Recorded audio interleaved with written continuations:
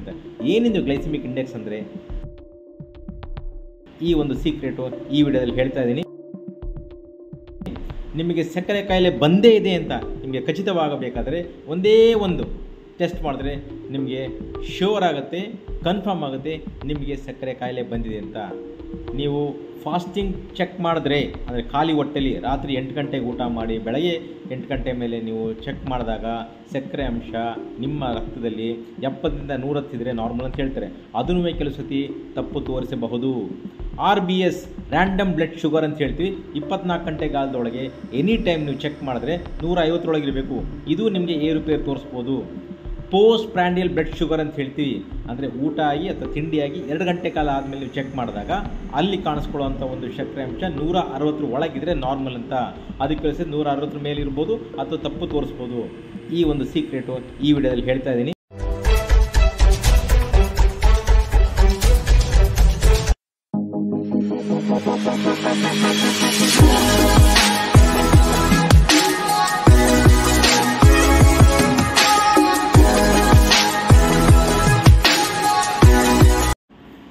ಈ ಸಕ್ಕರೆ ಕಾಯಿಲೆ ಇದ್ದವ್ರಿಗೆ ತುಂಬ ತುಂಬ ತುಂಬ ಇಷ್ಟವಾದ ಒಂದು ಅಂಶ ಯಾವುದು ಗೊತ್ತಾ? ಸಕ್ಕರೆ. ಯಾಕಂದರೆ ನಾವು ಯಾವುದು ಬೇಡ ಅಂತೀವೋ ಅದೇ ಅವ್ರಿಗೆ ತುಂಬ ಇಷ್ಟ ಇರುತ್ತೆ. ಆದರೆ ಸಕ್ಕರೆ ಅಂಶ ತಿನ್ನೋಗಿಲ್ಲ. ಯಾವುದೋ ಫಂಕ್ಷನ್ಗೆ ಹೋದ್ರಿ, ಅಲ್ಲಿ ಒಬ್ಬಟ್ಟು, ಪಾಯಸ, ಲಾಡು, ಮೈಸೂರು ಪಾಕು ಎಲ್ಲ ಇದೆ, ವೈಟ್ ರೈಸ್ ಇದೆ, ತುಂಬ ಡೇಂಜರು ಶುಗರ್ಗೆ. ಆದರೆ ನಿಮಗೆ ಸಕ್ಕರೆ ಕಾಯಿಲೆ ಇದೆ, ಬೇರೆಯವರೆಲ್ಲ ತಿಂತಾಯಿದ್ದಾರೆ, ನಾನು ಸುಮ್ಮನೆ ನೋಡ್ತಾ ಇದ್ದೀನಿ, ಜಾಸ್ತಿ ತಿನ್ನೋಕ್ಕಾಗಲ್ಲ ಅಂತ ಯಾವುದೇ ಥರ ನೀವು ವ್ಯಥೆ ಪಡಬೇಡಿ. ಅಕಸ್ಮಾತು ನೀವು ಅಲ್ಲಿ ಆ ಒಂದು ಸಕ್ಕರೆ ಅಂಶ ತೆಗೆದುಕೊಂಡಿರುವೆ, ಅದು ಹೊಟ್ಟೆಗೆ ಹೋಗುತ್ತೆ ಹೊರತು ರಕ್ತಕ್ಕೆ ಹೋಗುವುದಿಲ್ಲ. ಆ ಥರ ಒಂದು ಪರಿಣಾಮಕಾರಿ ಚಿಕಿತ್ಸೆ ನನ್ನಲ್ಲಿ ಇದೆ. ಅದು ನಿಮಗೆ ಬೇಕಾದರೆ ನಾನು ಔಷಧಿಯನ್ನು ಈ ಒಂದು ವಿಡಿಯೋದಲ್ಲಿ ಹೇಳೋಕ್ಕಾಗೋದಿಲ್ಲ, ಯಾಕಂದರೆ ಅದು ಹೇಳುವ ಒಂದು ಪರ್ಮಿಷನ್ ನಮಗಿರೋದಿಲ್ಲ. ನೀವು ಅದ್ರ ಬಗ್ಗೆ ಒಂದು ಮಾಹಿತಿ ತಿಳ್ಕೋಬೇಕು, ನಿಮಗೆ ಅದ್ರ ಬಗ್ಗೆ ಒಂದು ಔಷಧಿ ಬಗ್ಗೆ ನಿಮ್ಗೆ ಯಾವುದರ ಒಂದು ಸಲಹೆ ಬೇಕು ಅಂತಂದರೆ ಈ ಒಂದು ವಿಡಿಯೋದ ಕೊನೆಯಲ್ಲಿ ನನ್ನದು ಫೋನ್ ನಂಬರ್ ಇಟ್ಟಿದ್ದೀನಿ ಮತ್ತು ನನ್ನ ವಿಳಾಸ ಇಟ್ಟಿದ್ದೀನಿ. ನನಗೆ ಹತ್ತಿರ ಇರುವವರು ನನ್ನ ಬಂದು ಖುದ್ದಾಗಿ ಒಂದು ಭೇಟಿಯಾಗಿ ಅಡ್ರೆಸ್ ಬರ್ಕೊಳ್ಳಿ. ಯಾರು ಬರೋಕ್ಕಾಗಲ್ಲ ನನಗೆ ಡೈರೆಕ್ಟಾಗಿ ಫೋನಲ್ಲಿ ಕಾಲ್ ಮಾಡಿ, ನಿಮ್ಮ ಕಾಲ್ಗೆ ನಾನು ಸ್ಪಂದಿಸ್ತೀನಿ.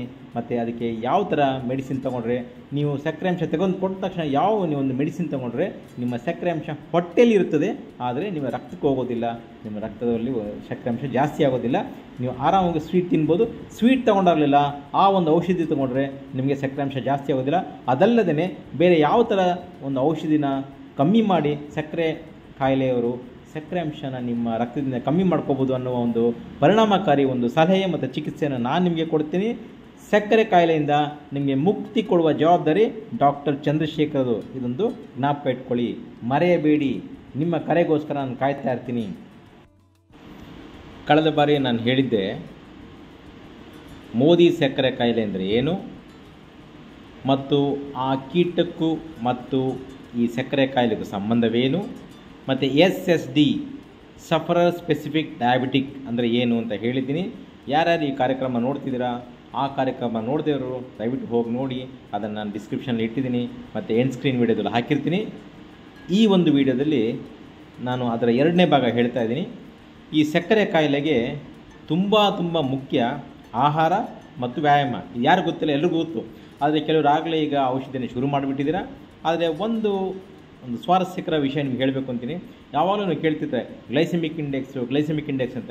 ಏನಿದು ಗ್ಲೈಸೆಮಿಕ್ ಇಂಡೆಕ್ಸ್ ಅಂದರೆ ಯಾವ ಆಹಾರ ತೊಗೊಂಡ್ರೆ ನಮಗೆ ತುಂಬ ಉತ್ತಮ ಮತ್ತು ಯಾವ ಆಹಾರ ತೆಗೆದುಕೊಂಡ್ರೆ ನಾವು ಟ್ಯಾಬ್ಲೆಟ್ ಅವಲಂಬನೆ ಕಡಿಮೆ ಮಾಡ್ಬೋದು ಅಥವಾ ನಿಲ್ಲಿಸಬಹುದು ಅಂತ ಈ ವಿಡಿಯೋದಲ್ಲಿ ಹೇಳ್ತಾ ಇದ್ದೀನಿ. ದಯವಿಟ್ಟು ಪೂರ್ತಿ ನೋಡಿ.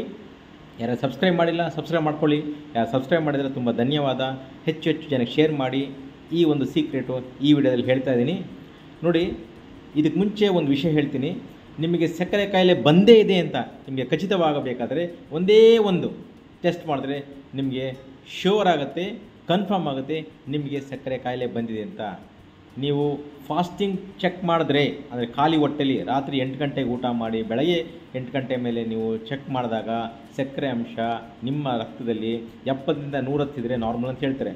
ಅದನ್ನೂ ಕೆಲವು ಸತಿ ತಪ್ಪು ತೋರಿಸಬಹುದು. RBS ರ್ಯಾಂಡಮ್ ಬ್ಲಡ್ ಶುಗರ್ ಅಂತ ಹೇಳ್ತೀವಿ. 24 ಗಂಟೆಗಾಲದೊಳಗೆ ಎನಿ ಟೈಮ್ ನೀವು ಚೆಕ್ ಮಾಡಿದ್ರೆ 150 ಇದು ನಿಮಗೆ ಏರುಪೇರು ತೋರಿಸ್ಬೋದು. ಪೋಸ್ಟ್ ಪ್ರ್ಯಾಂಡಿಯಲ್ ಬ್ಲಡ್ ಶುಗರ್ ಅಂತ ಹೇಳ್ತೀವಿ. ಅಂದರೆ ಊಟ ಆಗಿ ಅಥವಾ ತಿಂಡಿಯಾಗಿ 2 ಗಂಟೆ ಕಾಲ ಆದಮೇಲೆ ನೀವು ಚೆಕ್ ಮಾಡಿದಾಗ ಅಲ್ಲಿ ಕಾಣಿಸ್ಕೊಳ್ಳುವಂಥ ಒಂದು ಸಕ್ಕರೆ ಅಂಶ 160 ಒಳಗಿದ್ರೆ ನಾರ್ಮಲ್ ಅಂತ. ಅದಕ್ಕೆ ಕಳಿಸಿದ್ರೆ 160 ಮೇಲೆ ಇರ್ಬೋದು ಅಥವಾ ತಪ್ಪು ತೋರಿಸ್ಬೋದು. ಆದರೆ ಇನ್ನೂ 2 ಚೆಕಪ್ ಇದೆ. ಒಂದು ಓರಲ್ ಗ್ಲೂಕೋಸ್ ಟಾಲರೆನ್ಸ್ ಟೆಸ್ಟ್ ಮತ್ತು ಇಂಟ್ರಾವೀನಸ್ ಗ್ಲೂಕೋಸ್ ಟಾಲರೆನ್ಸ್ ಟೆಸ್ಟ್ ಅಂತ. ಇದನ್ನು ಯಾವಾಗಲೂ ಹಾಸ್ಪಿಟಲ್ ಮಾತ್ರ ಮಾಡ್ತಾರೆ, ಇದು ಮನೇಲಿ ಮಾಡೋಕ್ಕಾಗೋದಿಲ್ಲ. ಸೊ ಇವೆಲ್ಲದರಲ್ಲೂ ನಿಮಗೆ ಈ ಓರಲ್ ಗ್ಲೂಕೋಸ್ ಟಾಲರೆನ್ಸ್ ಟೆಸ್ಟ್ ಮತ್ತು ಇಂಟ್ರಾವೀನಸ್ ಗ್ಲೂಕೋಸ್ ಟಾಲರೆನ್ಸ್ ಟೆಸ್ಟ್ ಯಾವ ಹಾಸ್ಪಿಟಲ್ ಮಾಡ್ತಾರೆ ಅದು ನಿಮಗೆ ಖಚಿತವಾಗಿ ತೋರಿಸುತ್ತೆ. ಅದರಲ್ಲಿ ಯಾವುದೇ ಥರ ಪ್ರಾಬ್ಲಮ್ ಆಗಲ್ಲ. ಆದರೆ ನೀವು ಒಂದು ಲ್ಯಾಬ್ರೇಟ್ರಿಲಿ ಹೋಗಿ ಟೆಸ್ಟ್ ಮಾಡಿಸ್ಕೊಂಡು ನನಗೆ ಖಚಿತವಾಗಿ ಬಂದಿದೆ ಅಂತ ಗೊತ್ತಾಗಬೇಕು ಅಂತಂದರೆ ಒಂದೇ ಒಂದು ಟೆಸ್ಟು, ಆಹಾರ ತಗೊಳ್ಳಿ ಬಿಡಿ, ಹೊಟ್ಟೆ ಹಸ್ಕೊಂಡ್ರೆ ಬಿಡಲಿ, ಯಾವುದೇ ಕಾರಣಕ್ಕೂ ಈ ಒಂದು ರಕ್ತದಲ್ಲಿರುವ ಸಕ್ಕರೆ ಅಂಶ ನಿಮಗೆ ಕರೆಕ್ಟಾಗಿ ಆ್ಯಕ್ಯುರೇಟಾಗಿ ಖಚಿತವಾಗಿ ತೋರಿಸ್ಬೇಕಂದ್ರೆ ಒಂದೇ ಒಂದು ಟೆಸ್ಟ್ ಏನಪ್ಪ ಅಂದರೆ HbA1c ಅಂತ. HbA1c ಅಂದರೆ ಗ್ಲೈಕಾಸಿಲೇಟೆಡ್ ಹೀಮೋಗ್ಲೋಬಿನ್ ಅಂತ. ಅಂದರೆ ಇದು ನಿಮಗೆ ATM ಕಾರ್ಡಲ್ಲಿ ಹೇಗೆ ಒಂದು ಮ್ಯಾಗ್ನೆಟಿಕ್ ಚಿಪ್ ಇರುತ್ತೋ ಮತ್ತು ಪಾಸ್ವರ್ಡ್ ಇರುತ್ತೋ ಅದೇ ಥರ ನಿಮ್ಮ ಸಕ್ಕರೆಯಲ್ಲಿರುವ 3 ತಿಂಗಳ ಒಂದು ಆವ್ರೇಜ್ ಅಂತ ಹೇಳ್ತೀವಿ, ಗೊತ್ತಾಯ್ತಾ? ಅದರ ಒಂದು ಸಕ್ಕರೆ ಅಂಶನ ಇದು ತೋರಿಸುತ್ತೆ. 5.5ರಿಂದ 6 ಅಷ್ಟರೊಳಗೆ ಏನಾರು ಇದ್ದರೆ ನಿಮಗೆ ಸಕ್ಕರೆ ಕಾಯಿಲೆ ಇಲ್ಲ ಅಂತ. 6ರಿಂದ 7 ಅಥವಾ 8 ತನಕ ಇದ್ದರೆ ನಿಮಗೆ 200ರಿಂದ 300 ಇದೆ ಅಂತ. 8ರಿಂದ 10, 11 ಇದ್ದರೆ ನಿಮಗೆ 300ರಿಂದ 400 ಇದೆ ಅಂತ. ಅಥವಾ 10 ಮೇಲೆ ಅಥವಾ 11 ಮೇಲೆ ಇದ್ದರೆ ನಿಮಗೆ ಒಂದು 450ರಿಂದ 500 ಇದೆ ಅಂತ ಗೊತ್ತಾಗುತ್ತೆ. ಇದು ಖಚಿತವಾಗಿ ಒಂದೇ ಒಂದು ಚೆಕಪ್ ಮಾಡಿಸ್ಬೇಕು ಅಂದರೆ HbA1c ಅಂತ. ಅದಲ್ಲದೇ ನಾನು ಹೇಳಿದ ಮೊದಲೇ ಗ್ಲೈಸಿಮಿಕ್ ಇಂಡೆಕ್ಸ್ ಅಥವಾ ಗ್ಲೈಸಿಮಿಕ್ ಸೂಚ್ಯಂಕ ಅಂದರೆ ಏನು ಅಂತ. ನೀವು ಆಹಾರ ತೆಗೆದುಕೊಂಡಾಗ ನಿಮ್ಮ ಆಹಾರದಲ್ಲಿರುವ ಸಕ್ಕರೆ ಅಂಶ ನಿಮ್ಮ ಹೊಟ್ಟೆಯಿಂದ ನಿಮ್ಮ ರಕ್ತಕ್ಕೆ ಎಷ್ಟು ಶೀಘ್ರಗತಿಯಲ್ಲಿ ಸೇರಿಕೊಳ್ಳುತ್ತದೆ ಅನ್ನೋದ್ರ ಮೇಲೆ ನಿರ್ಭರವಾಗಿರ್ತದೆ. ಈಗ ಒಂದು ಉದಾಹರಣೆಗೆ ನೀವು 9 ಗಂಟೆಗೆ ಏನೋ ತಿಂಡಿ ತಿಂದ್ರಿ, ಅದು 10ರಿಂದ 15 ನಿಮಿಷದಲ್ಲಿ ಅದು ರಕ್ತದಲ್ಲಿ ಬೇಗ ಹೊರಟೋದ್ರೆ ಅದಕ್ಕೆ ಹೈ ಗ್ಲೈಸಿಮಿಕ್ ಇಂಡೆಕ್ಸ್ ಅಂತ ಹೇಳ್ತೀವಿ. ಅಂದರೆ ಅಧಿಕ ಗ್ಲೈಸಿಮಿಕ್ ಸೂಚ್ಯಂಕ ಅಂತ ಹೇಳ್ತೀವಿ. ಅದೇನಾದ್ರು ಒಂದು 30ರಿಂದ 45 ನಿಮಿಷ ಅಥವಾ 1 ಗಂಟೆ ಕಾಲ ತನಕ ತಗೊಂಡ್ರೆ ಅದಕ್ಕೆ ಮಧ್ಯಮ ಗ್ಲೈಸಿಮಿಕ್ ಸೂಚ್ಯಂಕ ಅಂದರೆ ಮಾಡ್ರೇಟ್ ಗ್ಲೈಸಿಮಿಕ್ ಇಂಡೆಕ್ಸ್ ಅಂತೀವಿ. ಅಥವಾ ಏನಾರೋ ಅದು 1.5 ಗಂಟೆಯಿಂದ 2 ಗಂಟೆ ಅಥವಾ 3 ಗಂಟೆ ತನಕ ತಗೊಂಡು ನಿಧಾನಕ್ಕೆ ಅದು ರಕ್ತದಲ್ಲಿ ವೃದ್ಧಿ ಆದರೆ ಅದಕ್ಕೆ ಲೋ ಗ್ಲೈಸಿಮಿಕ್ ಇಂಡೆಕ್ಸ್ ಅಂತ ಹೇಳ್ತೀವಿ, ಅಂದರೆ ಲೋ ಗ್ಲೈಸಿಮಿಕ್ ಸೂಚ್ಯಂಕ ಅಂತ. ನಾನು ಒಂದು ಪಟ್ಟಿ ಮಾಡಿರ್ತೀನಿ ಈ ವಿಡಿಯೋದಲ್ಲಿ. Low glycaemic index, moderate glycaemic index, high glycaemic index ಅಂತ ಒಂದು ಪಟ್ಟಿ ಮಾಡಿರ್ತೀನಿ. ಯಾವುದು ತರಕಾರಿ, ಯಾವುದು ಹಣ್ಣುಗಳು, ಈ ಮೂರಲ್ಲಿದೆ. ಯಾವಾಗಲೂ ನೀವು ಲೋ ಗ್ಲೈಸಿಮಿಕ್ ಇಂಡೆಕ್ಸ್ ಇರುವ ಆಹಾರನ ನೀವು ಸೆಲೆಕ್ಟ್ ಮಾಡ್ಕೊಳ್ಳಿ, ಅದನ್ನು ನೀವು ಆರಿಸ್ಕೊಳ್ಬೇಕು, ಗಮನ ಇಟ್ಕೊಳ್ಳಿ. ಹಾಗಿದ್ರೆ ನಿಮ್ಮ ಸಕ್ಕರೆ ಅಂಶ ಯಾವಾಗಲೂ ಜಾಸ್ತಿ ಆಗೋದಿಲ್ಲ ಮತ್ತು ಟ್ಯಾಬ್ಲೆಟ್ ಮೇಲೆ ನಿರ್ಭರವಾಗಿರುತ್ತೆ ತುಂಬ ಕಮ್ಮಿ. 2ನೇದು ವ್ಯಾಯಾಮ. ನನಗೆ ಗೊತ್ತು ನಿಮಗೆ ವ್ಯಾಯಾಮ ಮಾಡೋದು ತುಂಬ ಕಷ್ಟ ಆಗುತ್ತೆ, ಕೆಲಸ ಟೈಮ್ ಇರೋದಿಲ್ಲ, ಕೆಲಸದಲ್ಲಿ ನಂಗೆ ಮಾಡೋಕ್ಕಾಗೋದಿಲ್ಲ ಅಥವಾ ನನಗೆ ಆಸಕ್ತಿ ಇಲ್ಲ ಅಂತ. ನೀವು ಒಂದೇ ಥರ ವ್ಯಾಯಾಮ ಮಾಡಬೇಕು.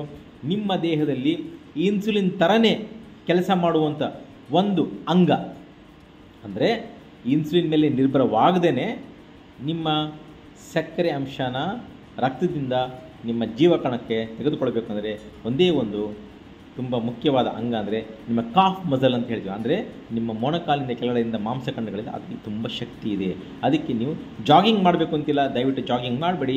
ಒಂದೇ ಒಂದು ದಿನಕ್ಕೆ 20 ನಿಮಿಷದಿಂದ ಅರ್ಧ ಗಂಟೆ ಎಲ್ಲರೂ ಒಂದು ವಾಕ್ ಮಾಡಿ. ಫಾಸ್ಟಾಗಿ ನಡಿಬೇಕು, ಓಡಬೇಡಿ, ಜಸ್ಟ್ ನಡೆದ್ರೆ ಸಾಕು. ಸಮಯ ಆದರೆ ನಡೀರಿ, ಇಲ್ಲ ನಂಗೆ ಹೊರಗಡೆ ಹೋಗಿ ಇಷ್ಟ ಇಲ್ಲ ಅಂದರೆ ಮನೆಯಲ್ಲೇ ನೀವು ಬಸ್ಗೆ ಹೊಡ್ರಿ ಅಂತ ಹೇಳ್ತಾರಲ್ಲ, ಊಟಕ್ಕೆ ಬೆಟ್ಟಕ್ಕೆ ಅಂತ ಹೇಳ್ತಾರಲ್ಲ, ಅದನ್ನು ನೀವು ಮನೇಲಿ ಮೊದಲನೇ ದಿನ 1 ಸತಿ ಮಾಡಿ, 2ನೇ ದಿನ 2 ಸತಿ ಮಾಡಿ, 3ನೇ ದಿನ 3 ಸತಿ ಮಾಡಿ, ಹಾಗೆಯೇ ವೃದ್ಧಿ ಮಾಡ್ತಾ 66ನೇ ದಿನ 66 ಸತಿ ಮಾಡಿ, 67ನೇ ದಿನದಿಂದ 66 ಸತಿ ಮಾಡ್ಕೊಬೇಕು ಜೀವನ ಪರ್ಯಂತ. ಇದಕ್ಕೆ ನಾವು ಹೇಳ್ತೀವಿ ರೂಲ್ ಆಫ್ 66 ಅಂತ. ಪ್ರತಿದಿನ 66 ಸತಿ ಬಯಸ್ಕೆ ಹೊಡೀರಿ. 67ನೇ ದಿನದಿಂದ ನಾನು ಹೇಳ್ದಂಗೆ ಮಾಡಿ. ಮೊದಲನೇ ದಿನ 1 ಸತಿ, 2ನೇ ದಿನ 2 ಸತಿ, 3ನೇ ದಿನ 3 ಸತಿ, ಹಾಗೆ ದಿನ ವೃದ್ಧಿ ಮಾಡ್ತಾ 66 ದಿನ ಆದಮೇಲೆ 67ನೇ ದಿನದಿಂದ ಪ್ರತಿದಿನ 66 ಸತಿ ಮಾಡ್ಕೊಂಡೋಗಿ. ಅದೊಂದೇ ಎಕ್ಸಸೈಸ್ ಸಾಕು. ಅದಲ್ಲದೇ ನಾನು ಹೇಳಿದಂಥ ಆಹಾರವನ್ನು ನೀವು ಪಾಲನೆ ಮಾಡಿ.